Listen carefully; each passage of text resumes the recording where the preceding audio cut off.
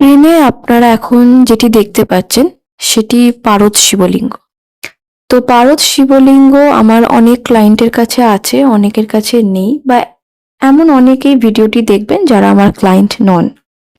আমি প্রত্যেককে রিকোয়েস্ট করব, হয়তো আমার ক্লায়েন্ট নন কিন্তু তার কাছে পারদ শিবলিঙ্গ আছে এবং কালকে মহাশিবরাত্রি। তো এই শিবরাত্রির দিন পারদ শিবলিঙ্গের পুজো কিন্তু আমরা অবশ্যই করব।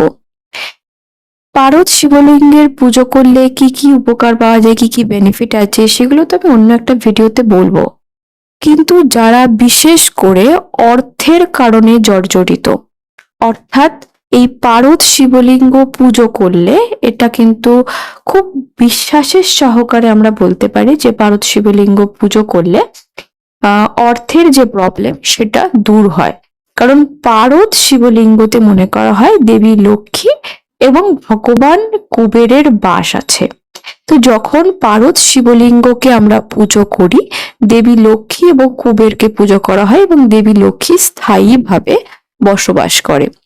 পারদ শিবলিঙ্গের প্রতিষ্ঠা করার কি নিয়ম, পুজো করার কি নিয়ম, সমস্ত তো আমি জানিয়েই দেবো। কালকে শিবরাত্রি যাদের কাছে আছে, যে সমস্ত আমার ক্লায়েন্ট আছেন বা যারা ভিডিওটি দেখছেন, অবশ্যই পারদ শিবলিঙ্গে পুজো করবেন। এবং এই পারদ শিবলিঙ্গের পুজো করলে সকালবেলায় উঠে প্রথম যদি কেউ পারদ শিবলিঙ্গ দর্শন করে, তাহলে মনে করা হয় যে পারদ শিবলিঙ্গ দর্শনে গো হত্যা অথবা ব্রহ্ম হত্যার মতন পাপও কিন্তু চলে যায়।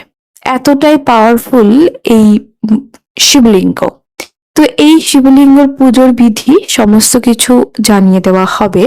তারপরেও আমি আপনাদেরকে বলবো, যারা কাছে পারদ শিবলিঙ্গ নেই তারা অতি অবশ্যই কালকে নর্মাল যে শিবলিঙ্গ থাকে অথবা মন্দিরে গিয়ে ভোলেনাথের উপোস করুন, চাই না করুন, শিবরাত্রি পালন করুন চাই না করুন, কিন্তু অবশ্যই গিয়ে ভোলেনাথের মাথায় জল ঢালবেন।